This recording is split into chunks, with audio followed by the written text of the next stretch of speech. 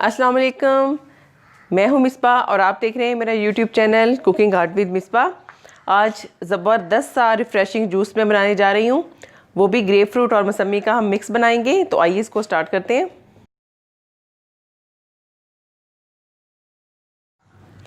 सबसे पहले ये मैंने मौसमी लिए हैं, इनको मैंने छील लिया है और हम इनको इस तरह से 3 से 4 पीसेस में हम इसको कट कर लेंगे। कोशिश कीजिएगा कि आप इसके जो सीड्स हैं वो इसमें से निकाल दें।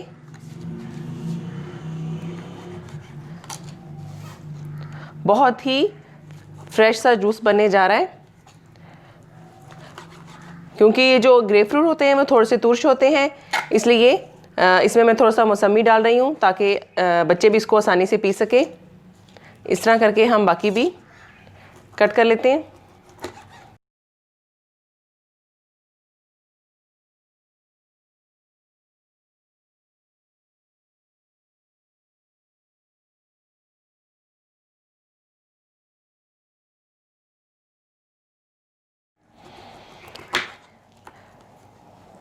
ये मैंने तकरीबन 7 से 8 मौसमी लिए थे और ये मैंने कट कर लिए हैं। अब इसके बाद मैं ग्रेप फ्रूट लूँगी।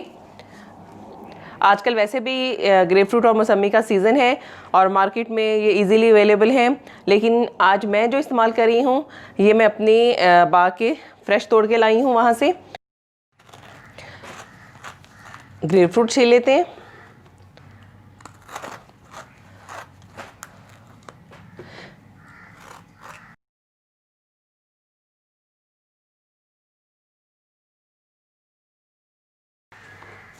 अब इसको भी काट लेते हैं। ये देखें किस कलर खूबसूरत कलर है इसका, लाइट पिंक सा। इसके सीड्स भी हम अलग कर लेते हैं इसके अंदर से, क्योंकि सीड्स के समेत अगर आप बनाएं जूस तो ये जल्दी कड़वा हो जाता है, इसलिए इसमें से मैं निकाल रही हूँ।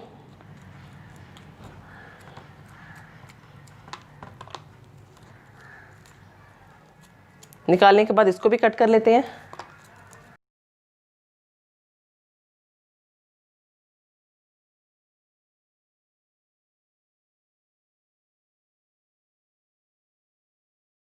अब हम जूस बना लेते हैं।